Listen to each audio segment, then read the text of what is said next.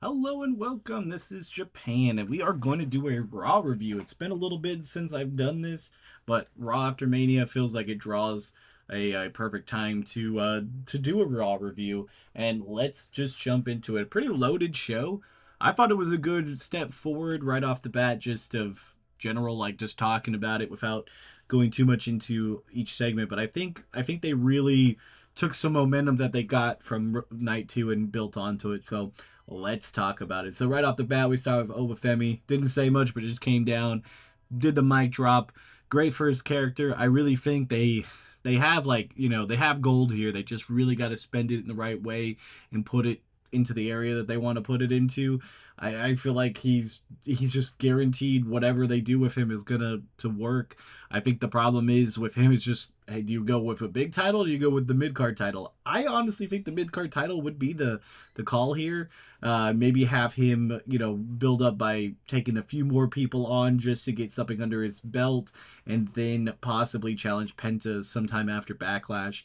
Might be a good shot if Penta is the champion, because they're kind of building almost like a fatal four-way type thing going on right now, and that might be a match to throw onto Backlash, have Penta retain, and then Obafemi take it off of him on like the Raw afterwards or something crazy just to really do it. But yeah, he's completely over. So we're gonna put this up in S tier. Great way to start off the show.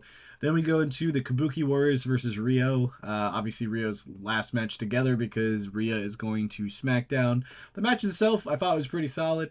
Couple problems they had was, Asuka not catching Io that much outside and her neck getting bent again, which is not great to have on a second one.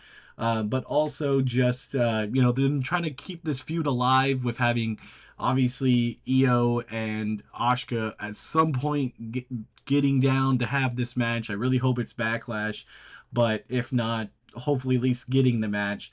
But this will definitely set a tone with what happens next, because with Rhea gone, I don't know what they do with Io. Like, they can obviously get the cash in of like having this, but I really think they should be looking other ways. I really think the good idea would be to have Io go after Becky Lynch next, and then when she goes after her, Asuka goes down, and that makes that triple threat at Backlash. I think that would be ideally a thing to do with those women involved, because those are all great things. Because Io obviously probably isn't going after Liv anytime soon, so that mid card title would be something that she could get and have some type of crazy momentum with. Like I said, the match itself was pretty solid. I'll put it in B. I definitely think there were some parts that were a little bit more rough, but last time seeing Rhea and Io in the ring together for not hopefully, but for some time does make me sad. So hopefully, people like this match as being the last one. Then we had a segment going into a match. I just figured I'd put the whole thing. Ethan Page making his debut on the roster. Great call up. It's going to be great for Raw. I kind of expected him to go on SmackDown because it's like wide open of having so many people, but Raw might actually work out pretty good. He has a history of Javon Evans, which he immediately starts feuding with, and being inside the IC title picture, I think will be also great for him, because he kind of has that feeling you could put any title on him, and he's just been able to hold it and has that mic skill and that in-ring skill on top of that to really back up on it. And then he has a match with Javon Evans. The match itself pretty solid. I put that into B with this segment of him joining up here, and then looks like maybe this kind of feud going for him, Rusev, Javon Evans, and Penta for the IC title. I'm signed up for this. I'm fine with it. Could take or leave Rusev, but if that's just part of this whole thing, then I guess it's fine by me. But I'm gonna put up in a solid B. Then we had CM Punk come down, thank a bunch of people, kind of a little bit deflated, but not, completely done with him losing the title. And then eventually Cody Rhodes coming down and them comparing notes and, possibly hinting at a future feud. Sign me up for this. I think it would be great. I do feel like uh, if it happens sooner than later, it probably will be better, but I could see this being the summer program, because I think honestly that's kind of where they're building it up to. But I guess we'll see. I'll put this in a solid A, because I don't know if it's just a little bit of a tease to just draw, some support for maybe it happening, or they just kind of wanted to waste a little time. So we'll kind of see how that goes. Next up, we had Liv Morgan making her like celebration and then getting interrupted by Sol Ruka. Phenomenal. She's on the main roster. She's another one that should be right in the main event scene or at least the mid card title scene to really just get a huge push. She's got the skills in ring and doing all that. She then gets an impromptu match versus Liv Morgan, which she held her own and looked really good in it. The match itself, I think, was really solid. Then obviously Zarya coming down and costing her. I don't know. A lot of people think Zarya also got called up. I don't think that's the case. I think Zarya wins tomorrow in the last women's standing match, ends the feud with them, and Zarya stays back. But I could be wrong. I don't really see her having a place on Raw, so she probably would debut on SmackDown at that point, and could really put a big, giant, just big fate of power into that mid card division, especially in the U.S. title scene that Zarya would be a major player in. So I could see that possibly happening, but we didn't have any confirmation. We only had 3 for sure call ups, and nobody really said anything about Zarya being 100% official. The match, everything, the whole segment, I'd put up in a solid A.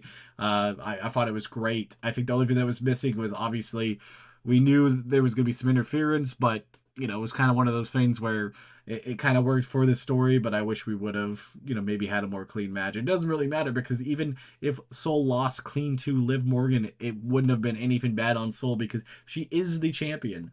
So I also think it would have been cool if it was an impromptu title defense. I know they don't like to do that, but it would have been kind of cool to have that. Then when Liv was leaving, Stephanie came down and got the stare on her. Honestly, I'm cool with it not being over with. The WrestleMania match sucked because they didn't have enough time. If they say it's about health or whatever and they're gonna fully be healthy and backlash time and they want to run that again, I'm cool with it because I think we deserve a second chance at that match. So I'm gonna put that up in S tier because it could be something good. So I'm going to be fine with that if that's what is going. Then we had a bigger segment. Obviously, the Vision was talking about originally, well, Paul Heyman was talking about Brock Lesnar retiring or whatever that he's going to do. I feel like there's still a little twist there, but we'll have discuss that on a different video. Then you had Braun Breaker making his way back into the ring, with the Vision being nearly a full percentage. They're 3/4 of their full power now, so that's good because they doesn't seem to have been on fully healed since that group has started. Then Rollins' music kicks out there. He takes out the Vision, I guess, and goes after Braun Breaker, but needs the Street Profits to help him out. I do believe the Street Profits, that means they're probably going to be on Raw now. I think they were holding them on SmackDown for hope that I think they thought Bianca would be back and they would put her on SmackDown, like for at least her and Montez Ford. But I think putting them on Raw is going to be great, especially if they're kind of like back to being like baby faces. I think they should feud with the Vision right off the bat and possibly have that opportunity to get that because they are a real tag team compared to the Vision and would be great people to have the tag team championships on. They obviously did great when it was on SmackDown. So all of this whole segment I put up in a solid A. I liked all of it, and I was happy about all the different stuff because Braun Breaker versus Seth Rollins at Backlash could definitely happen. I'd be cool with that. Having the tag team titles possibly defended in the next couple weeks between the Vision and the Street Profits. That should be a pretty decent match. And all of that I just see as wins. So all of the different storyline threads that came from this one segment is great. Then we get the Finn Balor, JD McDonough match. They had a couple promos throughout the night against each other, just talking about how they have history. I thought it was solid. I think the only thing I hated about this match was that Finn Balor's entrance was on the break. I mean, I like his like babyface entrance type thing.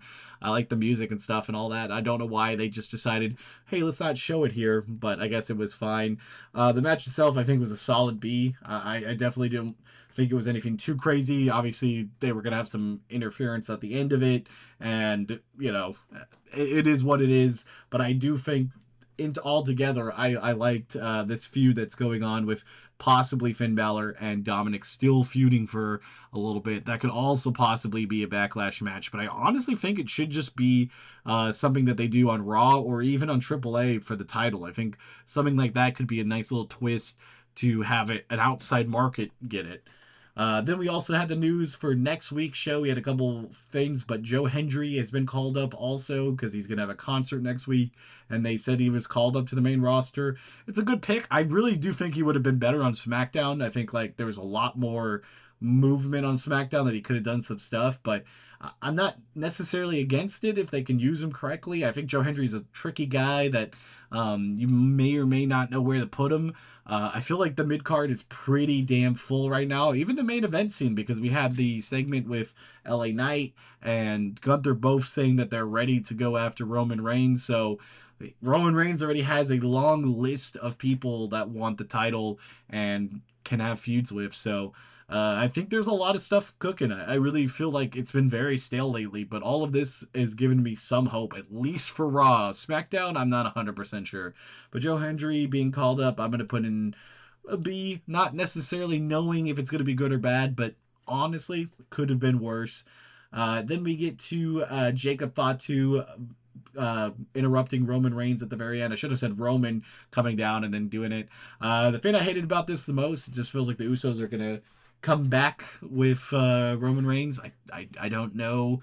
Obviously, not the call here, but I feel like if that's what they have nothing else written for him, I guess it's fine. But Jacob Fatu being the first one and fully challenging Roman at Backlash, I think is a good call. I think it'd be a fun match, and I think it's a good feud for both of them with having the family heir type in. I really do think a good side of things, which I think they've done this way in the past, so you guys will have to correct me if I'm wrong because I've watched wrestling really solid for the last like 4 years, but there was a good gap between that. I'm pretty sure like it would be a cool speculation if Roman wins, then Jacob should have to join his new crew, but I'm pretty sure that's how they got Jay and Jimmy in it, or at least Jay. But I'm not 100% sure if that's the case. Then yeah, I wouldn't want to see it. But if it's not the case, could be a nice little twist to get him into the group and possibly make it a little bit stronger if they're going for another bloodline, which seems like that's what they're doing because they know it's the tried and true method. So I'm gonna put this in S tier because I'm excited for it. Altogether, pretty solid show. We had a couple matches, a couple different things. Altogether, that Javon versus Ethan Page, solid match. Soul versus Liv, solid match. Obviously, you had JD and Finn Balor, and for whatever reason, I feel like I'm missing a match, and maybe I am. I have the Raw thing up here, but I didn't have. Oh yeah, Riho. Yeah, okay, I got everything. I was just about to say, I'm like, did I mess that up? But I'm like, we had 4 matches, but yeah. But if you guys like these Raw reviews, tell me. I stopped doing them because they were a little bit topical because it's like yeah they're for the first day or so they're cool, but after that there's not a lot of rewatch value. So if people still want to do it and I think it's going to be cool and we can discuss it in the comments, I would totally be open to redoing them more often or doing them more often. But until next time, this has been Japan. Bye guys.